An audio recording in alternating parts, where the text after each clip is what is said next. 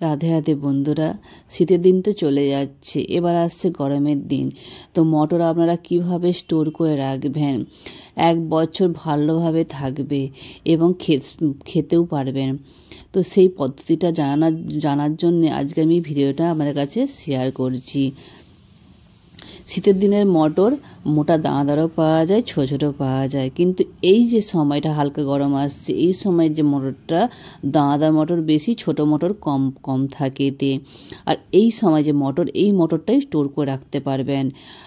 আর এই সময় যে মটরটা খেতেও সুস্বাদু এবং বাজারে এর দামও কম।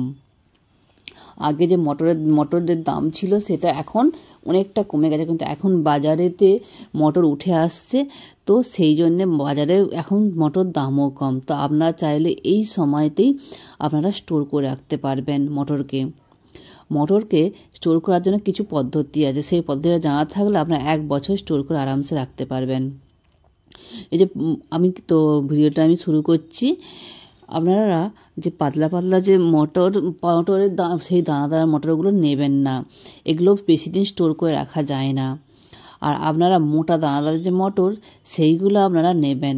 সেই দানাদার মটরগুলোকে নিলে আপনারা 1 বছর স্টোর করে রাখতে পারবেন এবং সবজি করে, টিক্কি বানিয়ে, আপনারা যেটা খুশি বানিয়ে খেতে পারবেন। আর এই মটর 1 বছর আরামসে রয়ে যাবে। আর সেই পদ্ধতিটাই আজকে আমি আপনাদের কাছে শেয়ার করছি। মটরগুলোকে আপনারা ভালোভাবে ছাড়িয়ে নেবেন। যে মোটা দানাদার মটরগুলো সেগুলো আলাদা রাখবেন, আর ছোটো দানাদার মটরগুলো আলাদা রাখবেন। আর এই দানাদার মটরগুলো সব ছাড়ানোর পরে হালকা একটু রসালো ভাব থাকে গাটা, তো সেইগুলো আপনারা কি করবেন, একটা রোদ দেখিয়ে দেবেন, মানে 1 দিনের মতন রোদে শুকিয়ে নেবেন। মোটা দানাদারগুলো করবেন। তো এগুলো 1 বছরে বেশি, এই শীতে আপনারা ব্যবহার করে ফ্রিজে স্টোর করে রেখেছেন, তো আগের শীতে এটা বার করাতে পারেন, তখন কেউ ভালো থাকবে। আর ছোটো দানাদার মটরগুলো 6 মাসের ভেতরে আপনারা খেয়ে নেবেন। সেগুলো বেশি দিন স্টোর করে রাখা যাবে না, খারাপ হয়ে যাবে। আর বড় দানাদার মটরগুলো আপনারা 1 বছরের বেশি দিন আপনারা স্টোর করে রাখতে পারেন।